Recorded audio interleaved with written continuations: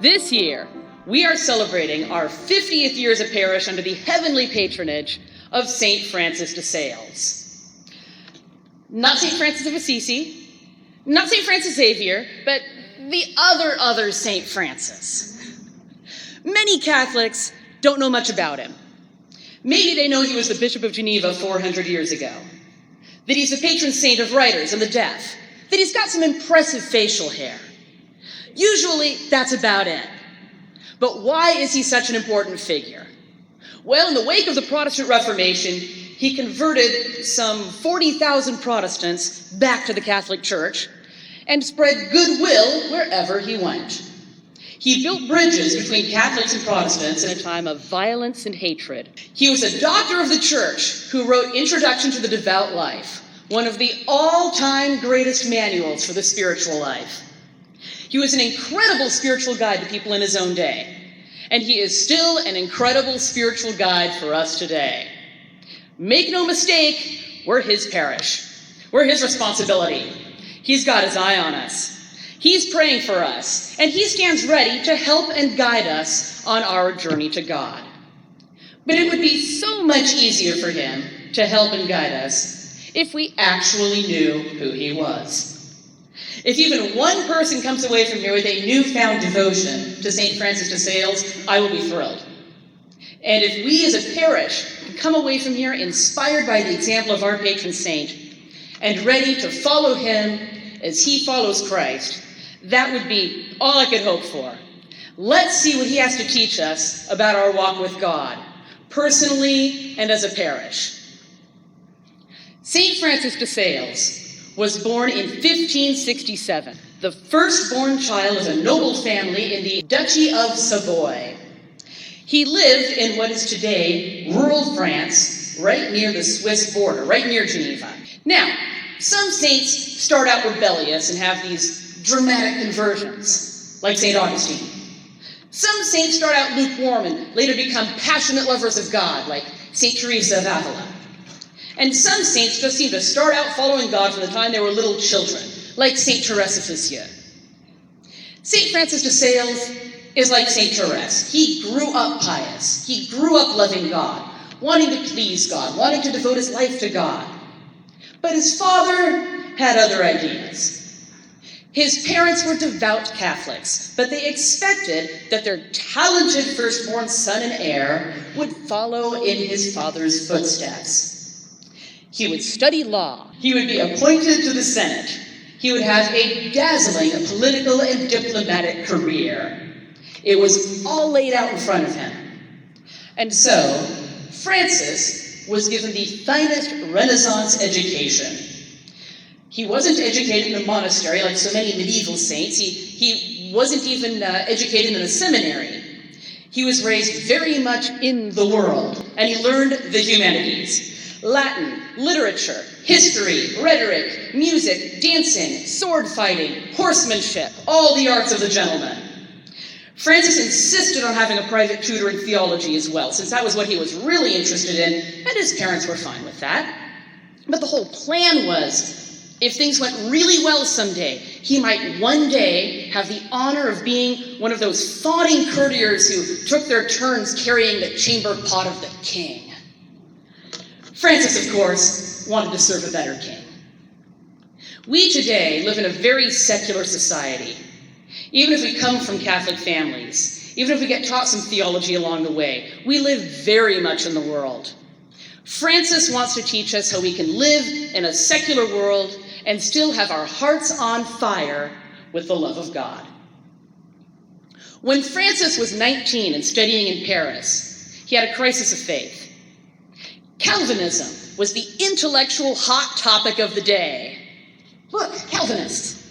Now, Calvinism today is a much milder creature. Think Presbyterians, good people.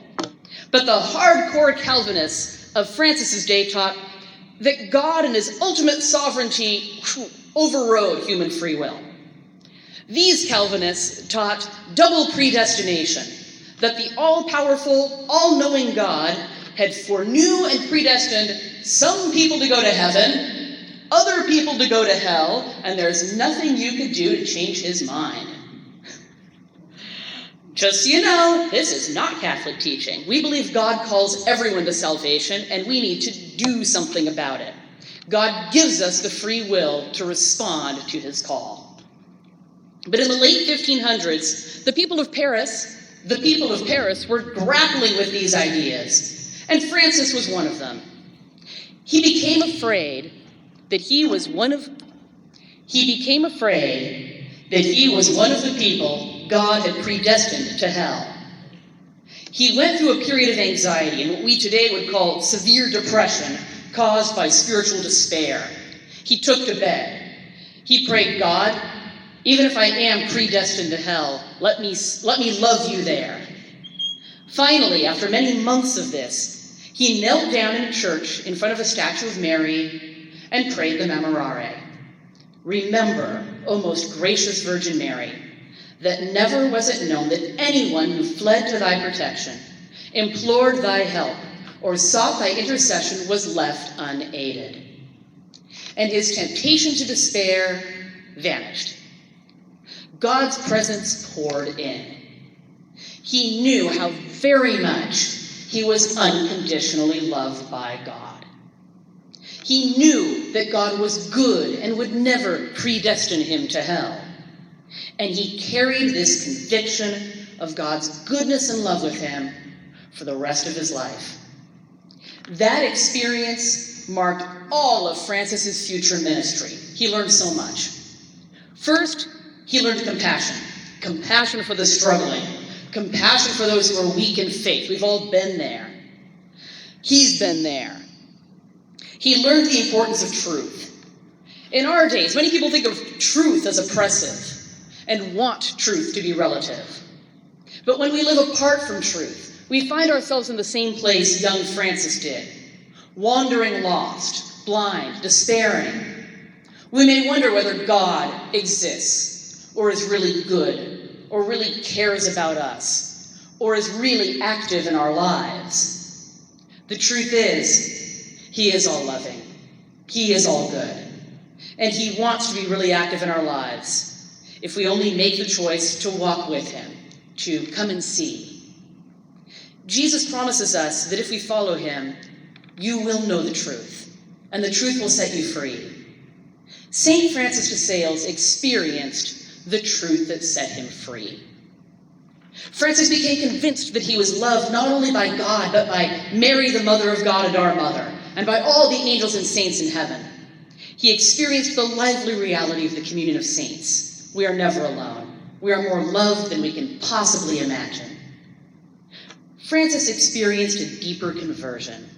He resolved to serve God completely for the rest of his life. And he experienced the Holy Spirit working in and through him. Have we experienced that deeper conversion?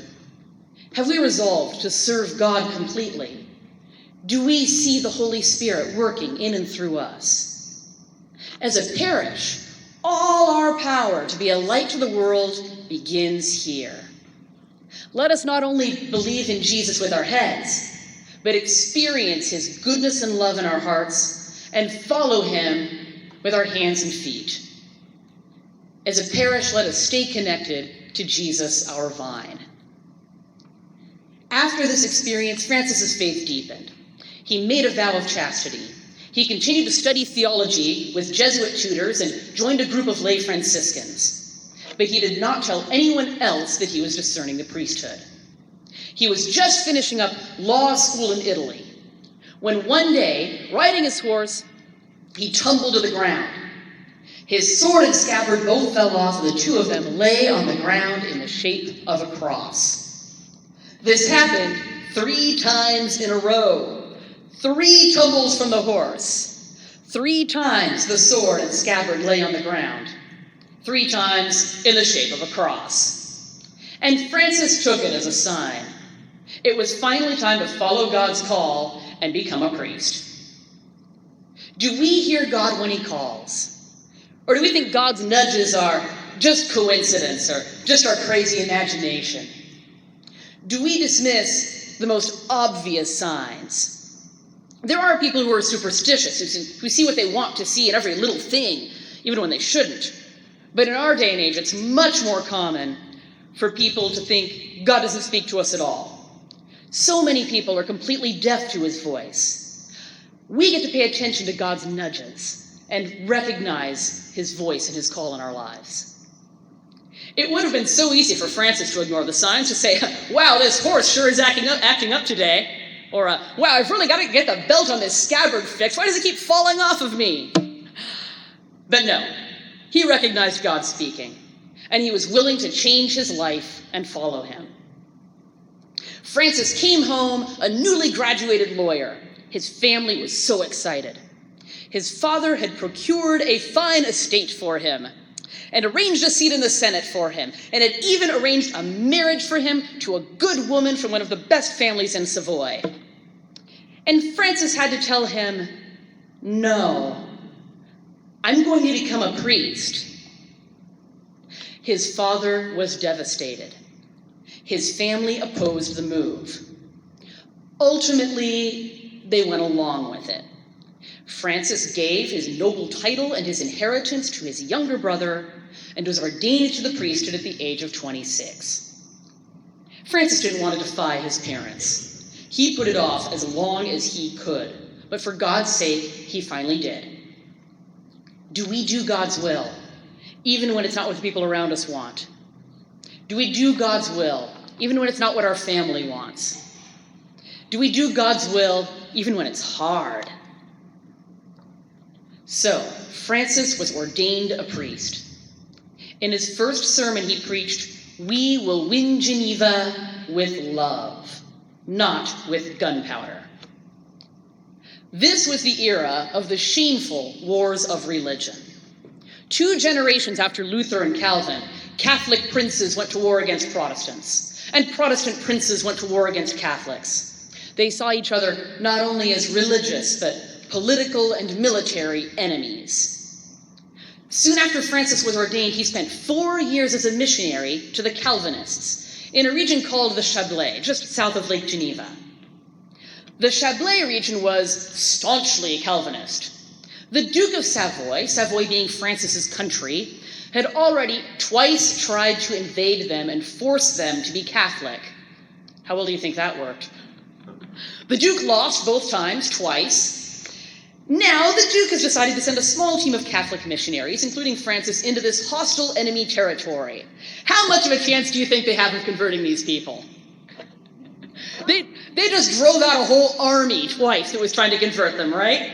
Nobody thinks this has a chance of winning any hearts. Francis's father protested, "You're not going. I said you could become a priest, not a martyr." His father refused to give him any support. No food, no money, certainly no servants, no nothing. But Francis obeyed his bishop. For 4 years, he trudged through the countryside. He and his missionary team started by contacting the 20 Catholic families they knew were left in this region, inviting them to Mass. Only one person came. So they started going door to door. That went about as well as you would imagine. If they were lucky, people slammed doors in their faces. If they were unlucky, they had rocks thrown at them first. One time they had to escape from hired assassins. They had no friends, nowhere to sleep. They sneaked into barns or slept out in the open cold. Their feet froze and bled, trudging through the snowy countryside. Once, Francis was chased up a tree by a wolf. He tied himself to a branch so he wouldn't fall down and spent the night up there. The next morning, he was frozen in place, and some peasants had to cut him down from the tree. And at first, they made very few converts. Recall that Francis had been a nobleman. He was used to having a soft life and having one success after the next. Everything in the past had been handed to him on a silver platter. And now, years of physical suffering, years of failure. How did he do? Francis didn't give up. He wasn't afraid of suffering for God. He learned patience. He learned perseverance. And he kept trusting that God was in this. Some of Francis's worst suffering was at the hands of his fellow missionary priests. Some of them had a very different idea of mission than he did. They were heavy-handed and lorded it over others. They preached against those evil heretics who were rebels against the light. But Francis became all things to all men. He made a point of talking humbly with the locals. He took off his cassock and wore ordinary country clothes. He went out of his way to avoid offending people. He refused to argue with anyone. He called Protestants his brothers and sisters in Christ.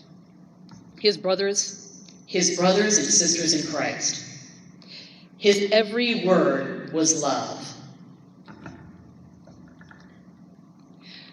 I got a question. If I talk like this, is it better? Yeah. All right. Let's switch. All right.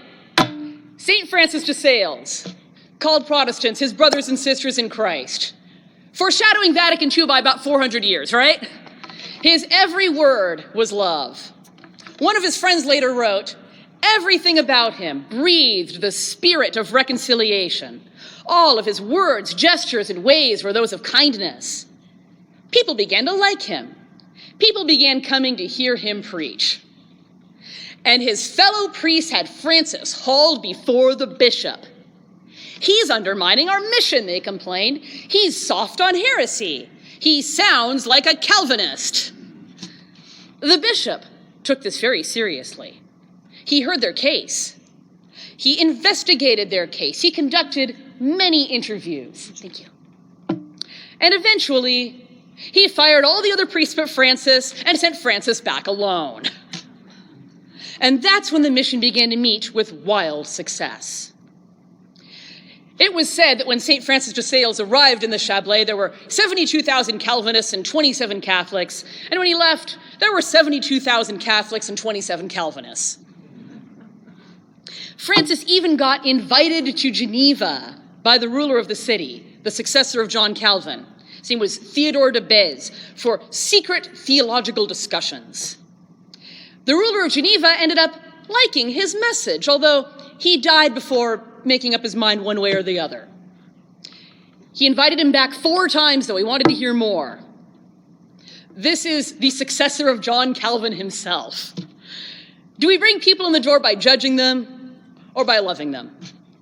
St. Francis de Sales loved people back into the Catholic Church. He treated them with immense respect and kindness, answered their questions, and won them over for God. May we as a parish meet people where they are at and love people back into the Catholic Church. And on the way, may we help them find answers for their questions. St. Francis believed in strong teaching and creative evangelization. People flocked to hear Francis preach. And to reach the people who didn't show up, Francis invented the religious tract. In our day, it's been much abused, but in his day, it was a novelty, cutting-edge social media. That's how Francis became the patron saint of writers and the Catholic press. He wrote down answers to controversial questions of the day and printed out copies. He slipped them under people's doors and posted them in the town square. I wonder if he ever sneaked out in the dead of night and posted his writings on the doors of Protestant churches. He wrote, "Which church is ancient and connected to the apostles? Which one is attested to by saints and miracles? How does God give us grace through the sacraments? Why is purgatory real and good? Why did Protestant reformers take books out of the Bible? Would a good God really predestine people to hell? And what was the message people received? Good news. God loves you unconditionally. He created you in his own image. You are wounded by sin, but you are not totally depraved. He sent his son to save you from your sins, not just cover them over, but to free you. He founded a church in which your sins can be declared forgiven, and where you are invited to grow in holiness and love. You are predestined to heaven. You have the reason and free will to choose that destiny. Welcome back." And what do you know? They came back. St. Francis de Sales taught his people well, and he taught them the questions they actually had.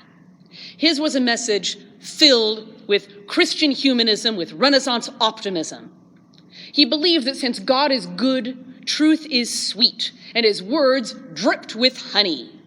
He taught them all about the truth, beauty, and goodness of God. Too often, people feel that the church greets them with a negative message. Good news, you're a sinner. Good news, the church disapproves of your sex life, and missing Mass is a mortal sin. Imagine if Jesus had met the Samaritan woman at the well with, I'm afraid your Bible is missing too many books, and those 5 marriages are going to be a real impediment to us working together. No. Jesus met her with the living water of the gospel, the answer to all her questions, the mercy of God that sets us free, the good news. That's the message St. Francis de Sales brought to the world around him. When we as a parish evangelize, that's the message we get to bring to the world around us. Amen? Amen. After the outrageous success of Francis's mission to the Chablais, the bishop brought Francis home to great acclaim. He sent him to the court of the French king on a diplomatic mission, and the King of France later described him this way. A rare bird, this Monsieur de Genève. He is devout and learned, and at the same time a gentleman. A very rare combination. The king was impressed and invited the young priest to give the Lenten sermons at court. Over the years, Francis was often invited to the French court. He was invited several times to become Archbishop of Paris. There was talk of making him a cardinal. Who knows? Maybe if he'd have stayed on the fast track, he could have been the first Pope Francis. But Francis refused all promotion. The only promotion he ever accepted, reluctantly, was when his own bishop made him coadjutor bishop. And upon his death in 1602, Francis succeeded him as Bishop of Geneva. Now, he didn't have the usual wealth and honors given to a bishop in those days. You see, Geneva had been the hometown of John Calvin, and the Calvin estate he set up still ruled there. All Catholic land, buildings, and money in Geneva had been seized by the government. It was highly illegal to be a Catholic there. So Francis spent his entire career as a bishop in exile in the small city of Annecy, 50 miles away, where he lived a modest life and served a modest rural diocese, away from the spotlight. He stayed where God had called him to serve, doing the good things that God was calling him to do. What's the lesson for us as a parish? Don't despise small things. Do the good works right in front of us that God has called each one of us to do. I see in our parish signs of new growth. The new prayer groups, the new devotions, the new people at daily Mass that are getting fed with the gospel, even the new statues and shrines and pictures in the church. These are signs that our parish is becoming more and more a place of worship and prayer and devotion. May we continue on that road, becoming people with hearts changed by God and bringing that change to the people around us. Let's talk about the character of St. Francis de Sales. What was he like? He would later be called the gentleman saint, according to the people around him. He was dignified but radiated warmth. He was brilliant, purposeful, serene, charming, and filled with the love of God. In a society where friendships rarely crossed class lines, everyone felt at ease in his presence. We may think, well, some people are just naturally warm and likable. Lucky them, right? But Francis tells us, no, the Holy Spirit changed him. This change came from spending time with God in prayer, from soaking in his presence. Francis swore that his real character was impatient and angry. His friends found that hilarious because nobody ever saw him act impatient or angry. But early in life, Francis identified his chief fault as anger. He became determined to practice the opposite virtue, what he called douceur, softness, sweetness, kindness, gentleness.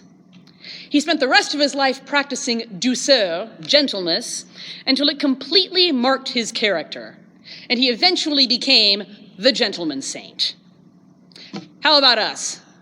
Do we know our chief fault? When was the last time we did a really good examination of conscience? Do we practice our opposite virtue? It's a very good spiritual practice. Consider it. I would challenge us to be a parish that radiates kindness, just like our patron saint. Kindness to each other, kindness to Father Richard, kindness to every new person that walks in the door of the parish, kindness to the entire community. What do you think about that, Father?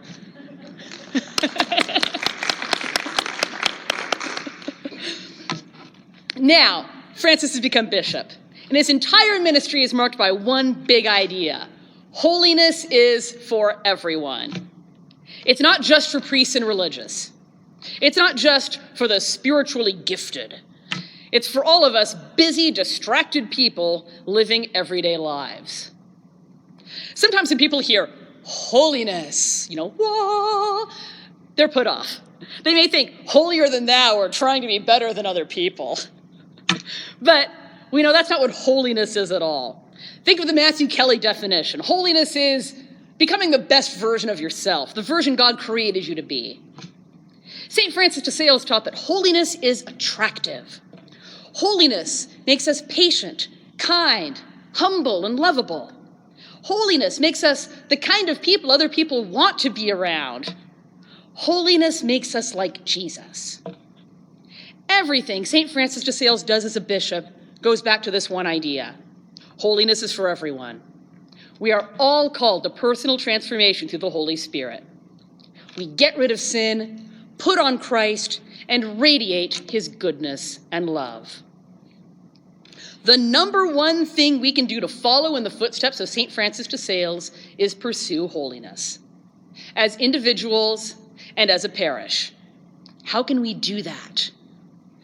Holiness calls for a changed heart, a conversion of heart.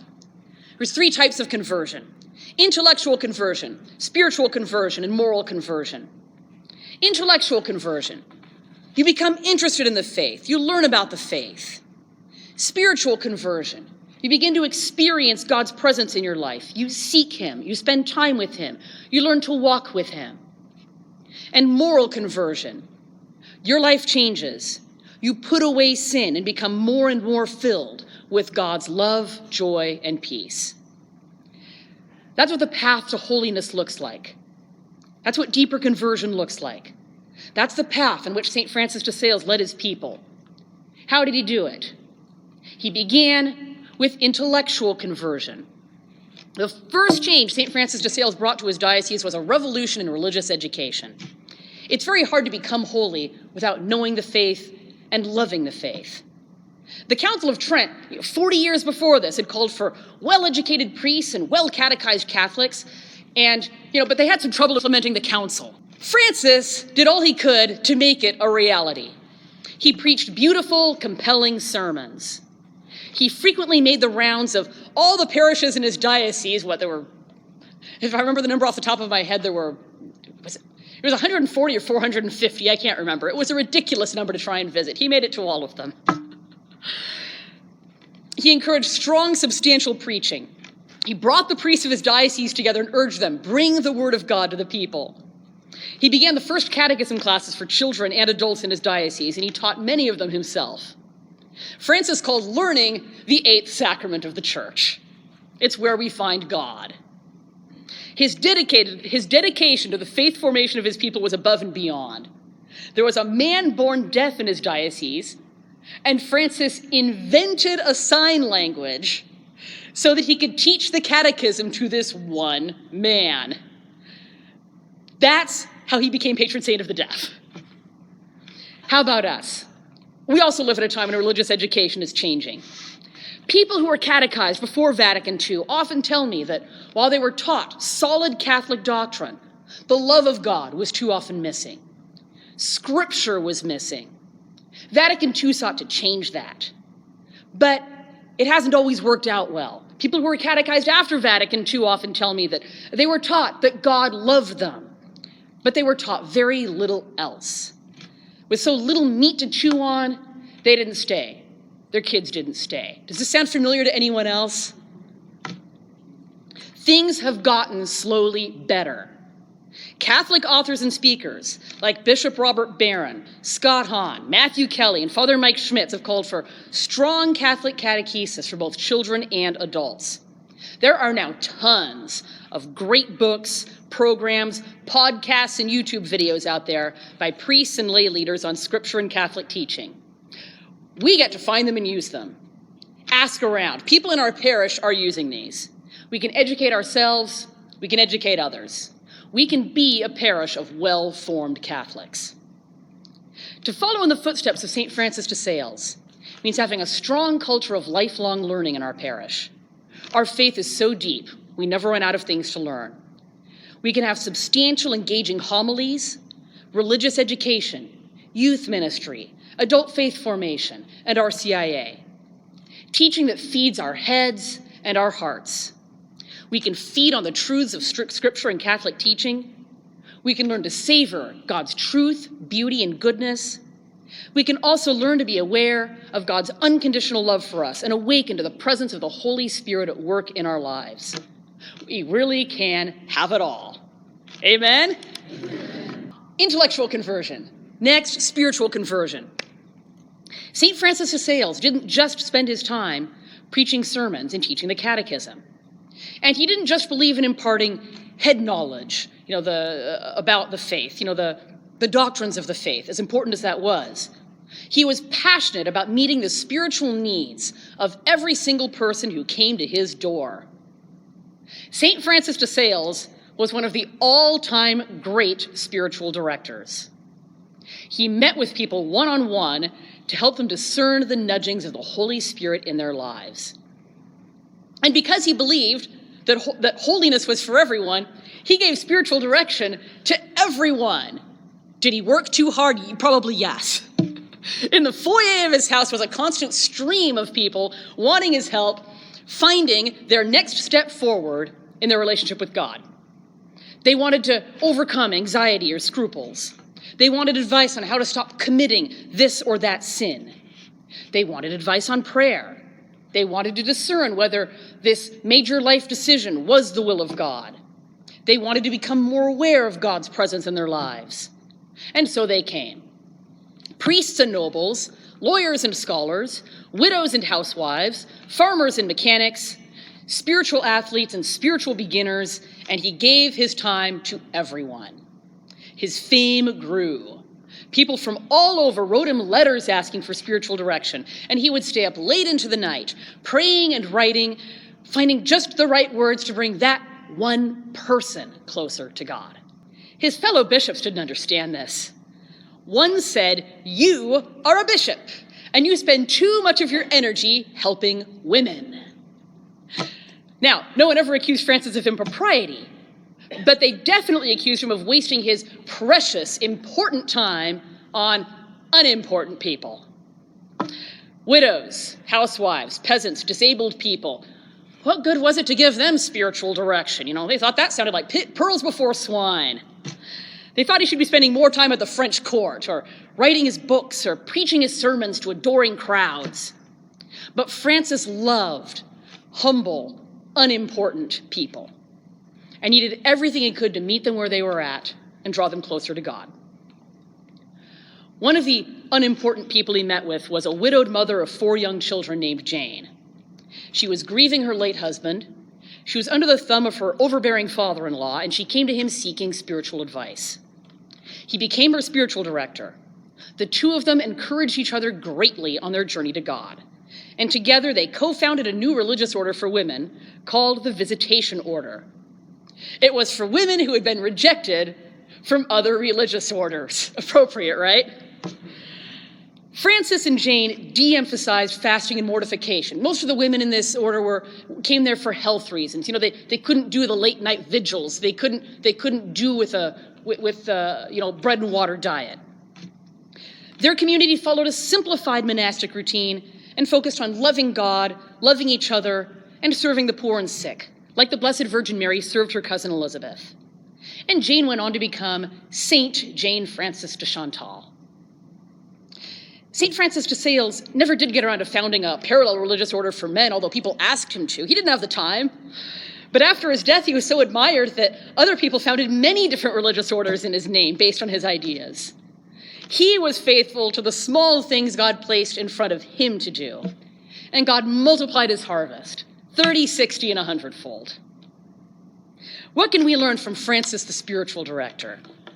Spiritual conversion is for everyone. We too can awaken to God's loving presence in our lives. We can seek him and find him in prayer, listen for his nudges, discern his will, follow where he leads. We can have a loving relationship with God that transforms us from the inside out. I would challenge us to be a parish that spends time with God in prayer, especially the kind of prayer where we rest in the love of God and allow him to change us. How can we encourage one another in our spiritual lives? We can have homilies and classes and read books that reach both the head and the heart.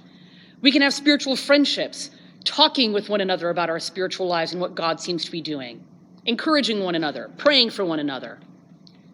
And like St. Francis de Sales, we can meet people where they're at. Francis saw, what good would it do a deaf man to attend an ordinary catechism class? What good would it do a widow with a heart problem to apply to a religious order she's only going to be rejected? He found ways to meet the individual spiritual needs of these people. We all know the Catholic Church can sometimes feel like the giant bureaucracy it is. We have to jump through hoops. But we can overcome that by helping to meet the spiritual needs of the people right in front of us. Pope Francis said that good shepherds smell like sheep. Let us be a parish that smells like sheep. Let us meet people where they are at. Let us be overly concerned with the unimportant people, who are often the same people who can use extra support making it to Mass or religious ed.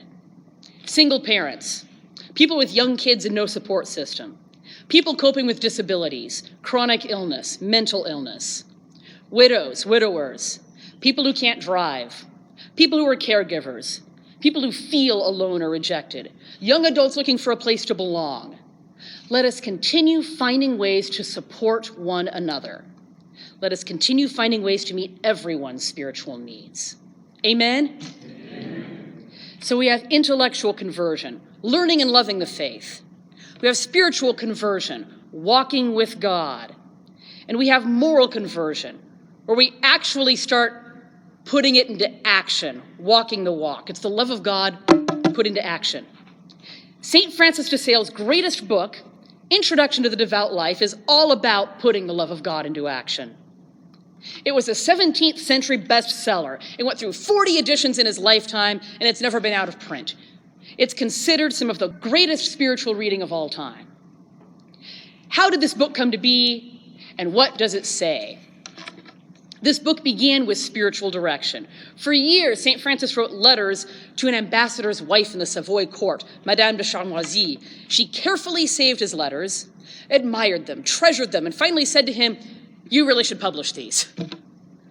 He was shocked at just how many letters he had written. Indeed, the letters he wrote to one person for spiritual direction made a book. He edited her collection and published it as Introduction to the Devout Life. He began with his main point: holiness is for everyone. People in his day thought you had to abandon the world and join a religious order if you wanted to be really holy. But Francis says that anyone, no matter how busy or involved in everyday life, can live what he calls a devout life. Next, Francis answers the question, what is the devout life? He gives this illustration. One man sets great value on fasting and considers himself devout, but his heart is full of bitterness. Another man considers himself devout because he repeats many prayers daily, but to his own family, he is angry, irritating, conceited, and insulting. Another man freely opens his purse for almsgiving, but closes his heart to forgiveness. Another man forgives his enemies, but will never pay back the money he owes a friend. All of these people are religious. None of them are devout. Devotion is God's love working in us, making us very quick and ready to perform the deeds of love. At first, the converted sinner follows God's commands slowly and wearily. Change is hard. But when he attains this true spirit of devotion, he begins to run and leap in the way of God's commands and hastens gladly on the path of heavenly counsels and inspirations. Quoting Francis here, obviously. Francis says that the devout life may look difficult from the outside. The world sees devout people fast, watch, and pray, endure insults patiently, restrain their temper, help the sick and poor, and deny themselves, take up their cross and follow Jesus. But the world sees nothing of the inward, heartfelt devotion that makes all of this pleasant and easy. Francis assures us that the holy life is the happy life. He says, devotion makes us very sweet, very happy, very lovable. Devotion is the sweetest of sweets, the queen of virtues, the perfection of love. If love is the milk of life, devotion is the cream. If it is a fruitful plant, devotion is the blossom. If it is a precious stone, devotion is its brightness. If it is a precious balm, devotion is its perfume, a sweet odor which delights men and makes the angels rejoice. You gotta love the way he sounds. Yes. How do we begin? We begin by purifying our soul from sin. Francis writes, "The flowers appear on earth and the time of pruning has begun." Quoting Song of Songs, when our desire for God begins to flower, the first thing God does is cut off our dead parts, our sins, so our love for him can grow healthy and strong. In part 1 of his book, Francis leads us through a number of exercises to strengthen our love of God's goodness and our hatred of sin. We end by confessing our sin and resolving to love and serve God with everything we have, now and forever. We make that promise. And when we stand by that promise, God helps us, and our sins start falling away from us. Does it happen overnight? Almost certainly no. But does God really change us for the better? Sometimes dramatically. Does he really prune us? Absolutely yes.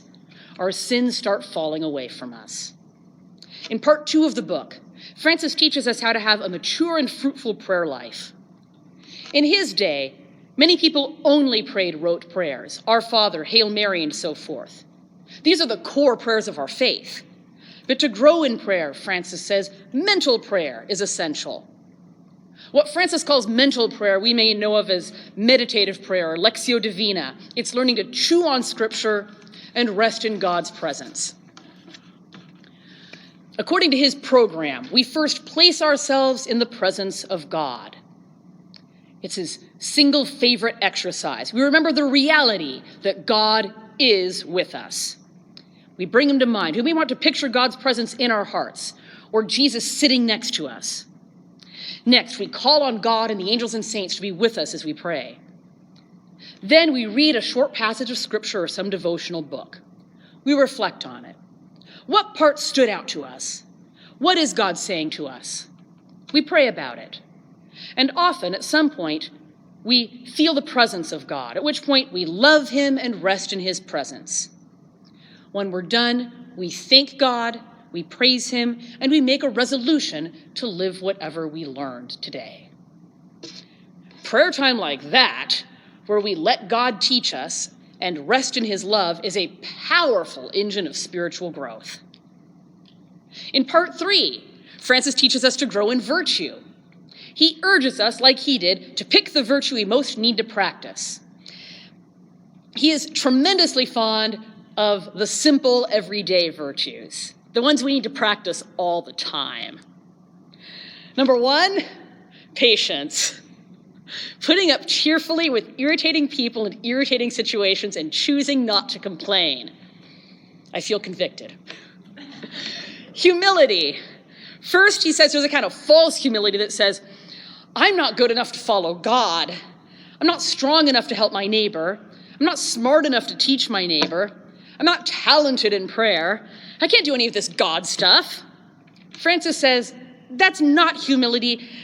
That's usually some combination of apathy and discouragement. We have to let that go. What does actual humility look like? Choosing to do things God's way, not our way. Knowing our own weaknesses and not letting them discourage us. When we fail, we place our trust in God and keep going. Accepting hardships and failures, insults and embarrassments, and even rejoicing in them. because they help us rely on God's strength, not our own strength. We fall, we remember we're little, remember that God's carrying us, and he does. So patience, humility, and finally gentleness. We get to be very gentle with the weaknesses of others. We get to be very gentle with our own weaknesses. That may sound like a contradiction. How are we supposed to stop sinning if we're ever so gentle with our own weaknesses? Francis calls on us to have a quiet, firm resolution not to sin. But when we do sin, inner drama does no good.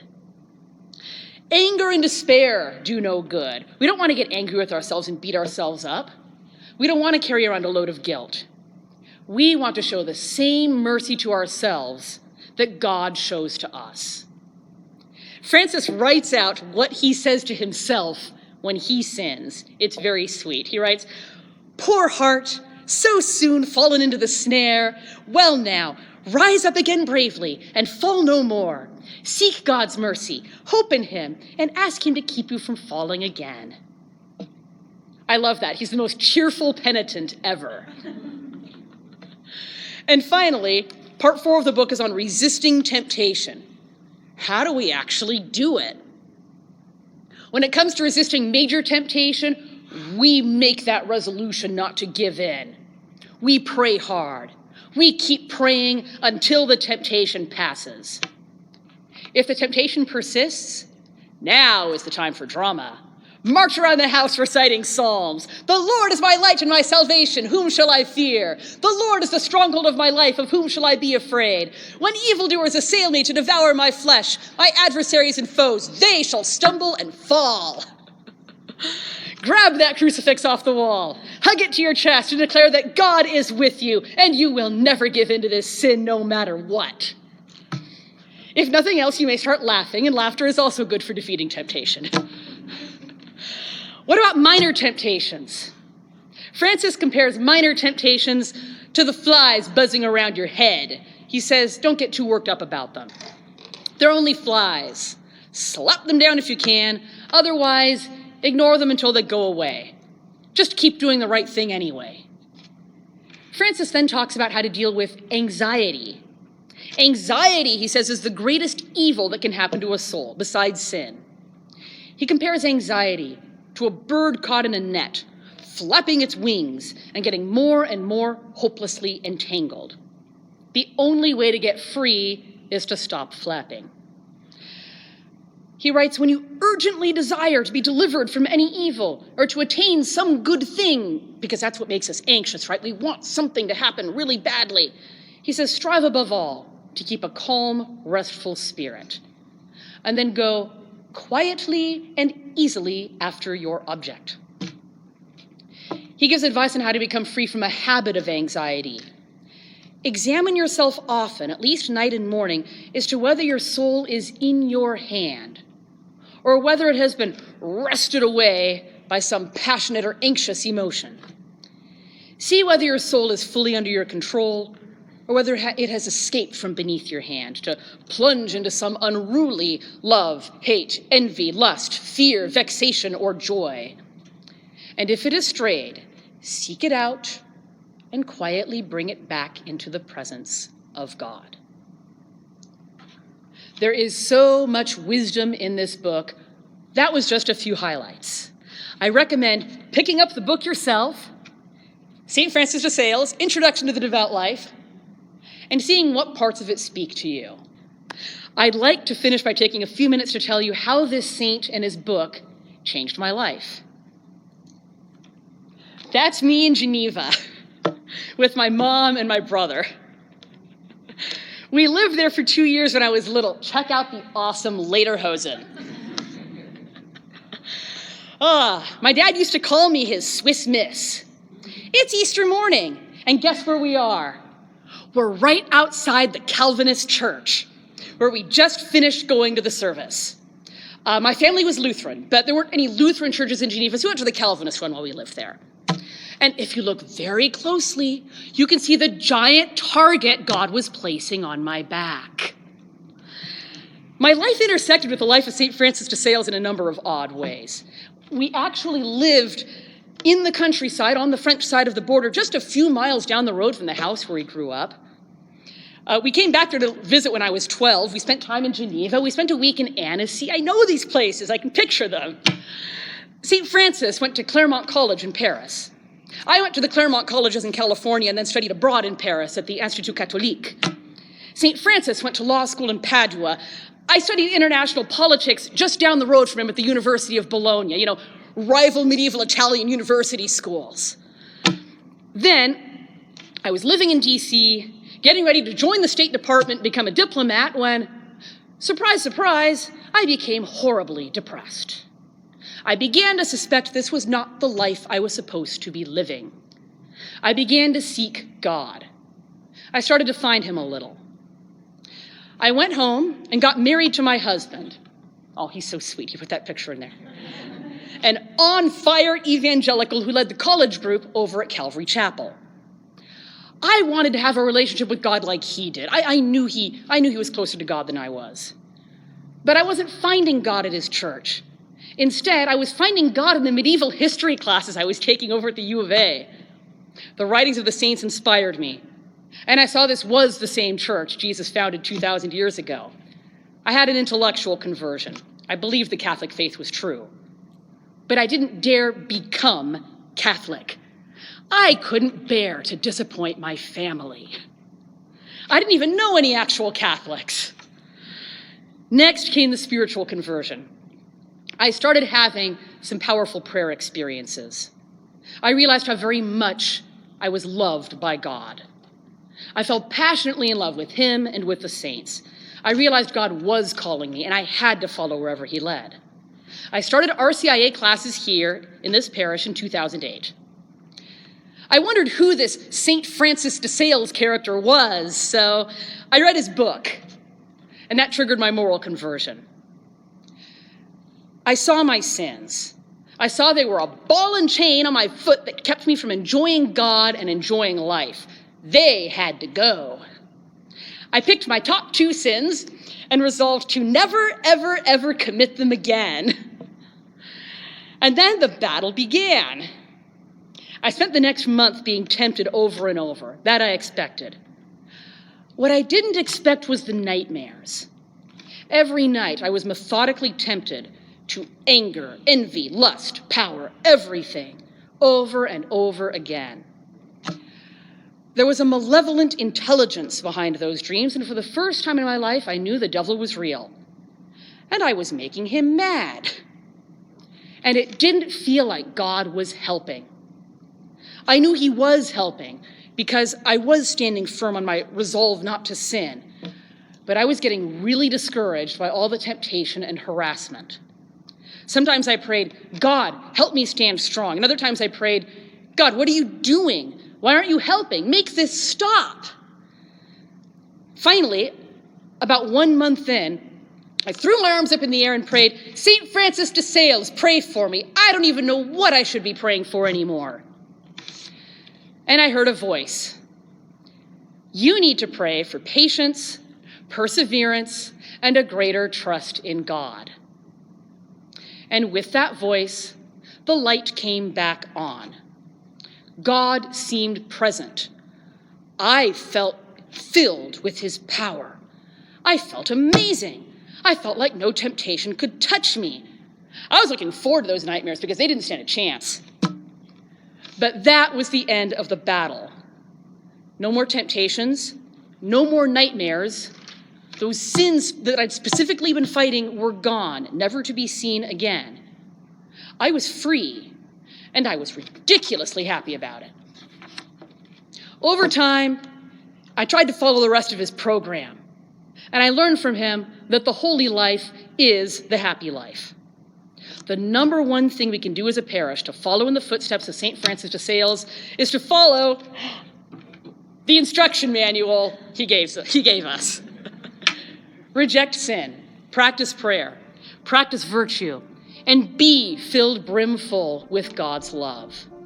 Then our parish can be the light to the world that God has called us to be. St. Francis de Sales' motto was, Vive Jésus, long live Jesus. Jesus in you, Jesus in me, Jesus in everyone.